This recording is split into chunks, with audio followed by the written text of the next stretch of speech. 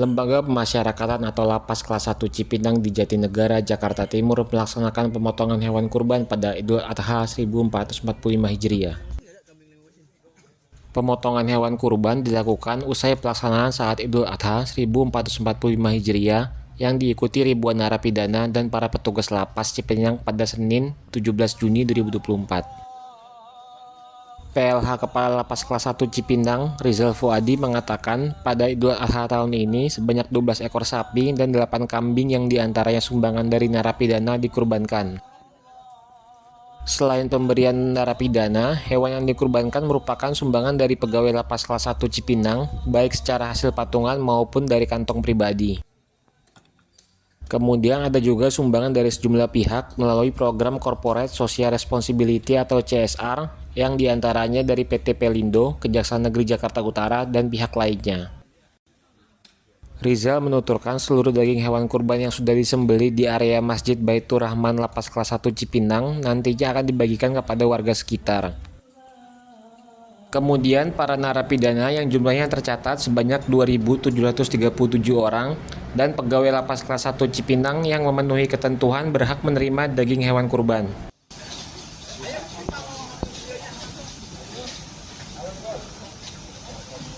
Ya, untuk perayaan Hari Raya Idul Adha, Hari Raya Idul Kurban, kita melaksanakan sholat Id secara bersama-sama, baik warga binaan pemasyarakatan yang ada di Lapas Kelas 1 Cipinang maupun juga pegawai yang ada di Lapas Kelas 1 Cipinang. Jadi kita sholat Id bersama-sama. Tadi sekitar kurangnya ada 1.000 warga binaan yang turut serta untuk sholat Id bersama-sama. Setelah sholat Id dilanjutkan dengan pemotongan hewan kurban. Alhamdulillahirrahmanirrahim, pada Idul Kurban di tahun ini kita melaksanakan kurban sebanyak 12 ekor sapi dan juga 8 ekor kambing. Dari jumlah hewan kurban itu berasal dari pihak luar, pihak ketiga, baik dari program CSR maupun juga mitra kerja kita, dan juga dari petugas di Lapas Cipinang, baik secara kolektif maupun juga individu.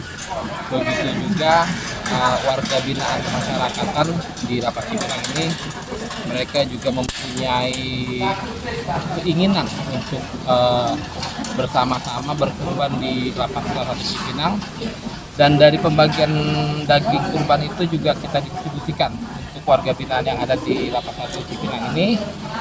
Kemudian juga sebagian masyarakat yang berada di sekeliling Lapas 1 Cipinang dan juga pegawai yang memang sekiranya dia berhak untuk mendapatkan hewan kurban ini dari kita, oleh kita untuk kita, dan juga untuk masyarakat sekeliling bisa merasakan, warga binaan juga secara keseluruhan juga bisa merasakan manfaat dari hewan kurban itu. Pak, dari warga binaan yang kolektif tuh ada berapa ekor hewan yang dari data yang ada itu dari blok santri, ya kan, kemudian ada beberapa warga binaan itu sekitar 2 orang warga binaan yang juga dari keluarganya, yang juga mengikutsertakan keluarganya melalui dari warga binaan itu sendiri yang ada di Lapas Cipinang ini untuk berkurban.